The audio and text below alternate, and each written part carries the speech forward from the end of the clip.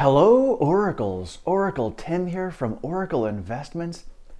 I may be wrong about a few of my predictions, and I am not ashamed to be wrong. Nobody's perfect, and when new information comes along, I take that information into account, and if it changes my thesis, then so be it. I can't stick to my guns all the time because if you're rigid like that, then you will lose out. You always have to be agile as an investor, and when it comes to Tesla, I may be wrong on a couple of things.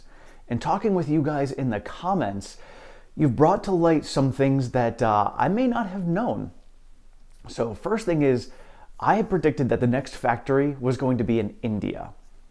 Seems like India might not be the next place. Elon tweeted when somebody asked about how things are going in India, and Elon replied with, still working through a lot of challenges with the government. From what I had heard is, we know that India has crazy amounts of upfront costs that they put if you want to do anything there. And Tesla is constantly working on trying to bring that down. And apparently, India is pushing for Tesla to open up a factory there. And Tesla's like, well, we're not going to open up a factory unless you give us something and make our stuff not cost as much, because it's totally ridiculous and they'll never get sales out of there. So they're working on that. And seeing as how they're struggling with Germany, do you really want to be struggling with another country and government as you are with Germany? Possibly not. So I may be wrong on the India front. Also, realistically, as many of you guys had pointed out, most likely the next factory to open up is really just one of the ones that's already open, and they're just going to expand. As they're expanding in Shanghai, there's tons and tons of room in Austin, so I have no doubt they will be expanding there.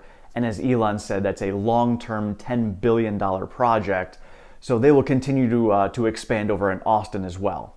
So realistically, the expansions will be the next factories that open up. And then many of you had said UK, which is starting to make sense, or somewhere else in Europe. We'll see how that plays out, but my predictions of India, probably not going to be the next one unless there's a surprise that's going on that none of us know about. My next prediction that I may be wrong on is the stock split. Now, my prediction for the stock split was going to be in November of this year. I definitely see it happening this year. My thought was November, but as many of you pointed out, the employee stock sales happened March and September. And so with the stock ramping up into Q4 earnings most likely, if we hold above, a $1,200 price, going through most of February, we may split before that purchase goes through to allow all of the new employees from the two new factories in Austin and Berlin to be able to take advantage of this. Plus, there's a whole lot of new employees over in Shanghai for the expansion as well. So it would be very wise of them to split the stock sometime in late February into March. So this could potentially happen also. I would be really happy if I was wrong in this case. I would love to see the stock split sooner. We'll see how it plays out. I still don't know, and until I get some more concrete evidence, I'm still going to hold to my November time frame. But it's starting to look like it could potentially be March, and I would be super happy if that happened. And the last area that I was a little bit wrong on with my predictions, which weren't really that much wrong, was my production. And you guys saw the quick video I put down yesterday about my production updates, so I'll give you specific numbers now as to what I feel the factories are going to do over the course of the next year. So looking at Fremont, I held that one at my previous target of 541,000 vehicles. A bit of a jump over the last year. I'm thinking that they're going to be having the Model S and the Model X ramping much faster because they just started the X back in October. So that will add quite a bit of volume to them. They'll have the Y coming out more readily. So they'll be pushing that out, pushing close to the 550,000 vehicle mark for 2022. Now, I initially had Shanghai at 775,000 for next year, but they have proven that they will be blowing that number out of the water, especially with the expansion that has going to be coming online most likely in April. So for those two reasons, I have increased their production to 951,000 for the year of 2022.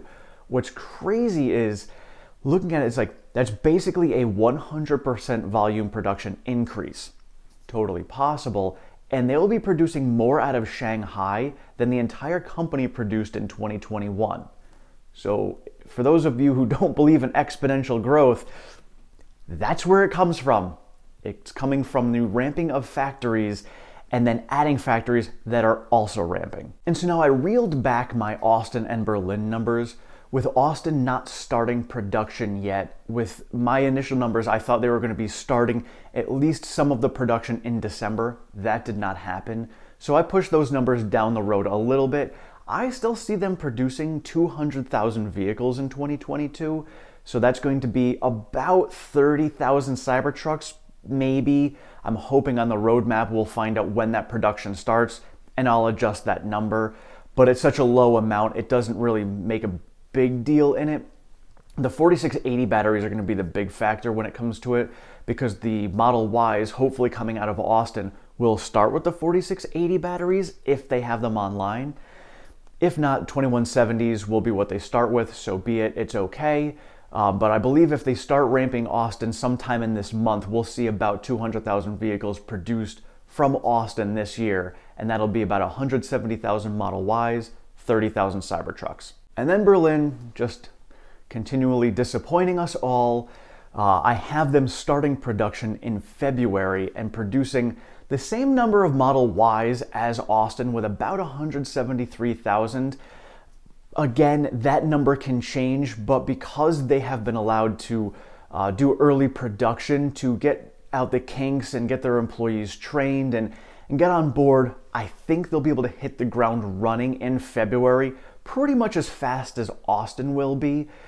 So I left it the 173,000 vehicles for Berlin, just because I think they're going to be able to get up to that ramp rate fast. We shall see, and again, we'll know more on the roadmap as to when the production is actually going to start there. And so my total production numbers did go from 1.85 million to 1.87 million. I think the Cybertruck will be really the deciding factor, whether they can get out 30,000 or not, and then Berlin as to when they actually begin production. Otherwise, I think that 185 million production range is about where we will be at the end of the year. Now, I will also be updating my valuation model this weekend. I took into account all the new numbers that I did for production for 2022, added those in there, and I'm going to do an update for 2021 and what I think the Q4 earnings are going to come out to be. I updated it with all the production and the deliveries, updated some of the other numbers. So I'll be sharing with you guys my updated Q4 predictions and what the 2021 overall year predictions are going to be looking like. And I'll share those with you this weekend. And as we had discussed yesterday, if you have not seen it, Tesla's earnings call will be on January 26th at 5:30 p.m. So the earnings usually come out a little after 4 o'clock in the afternoon Eastern time. And then 5:30 Eastern time will be their earnings call, the roadmap. Extremely excited for that. I don't know if I'll be able to do a live stream just because of timing of it. I will definitely be watching on my own.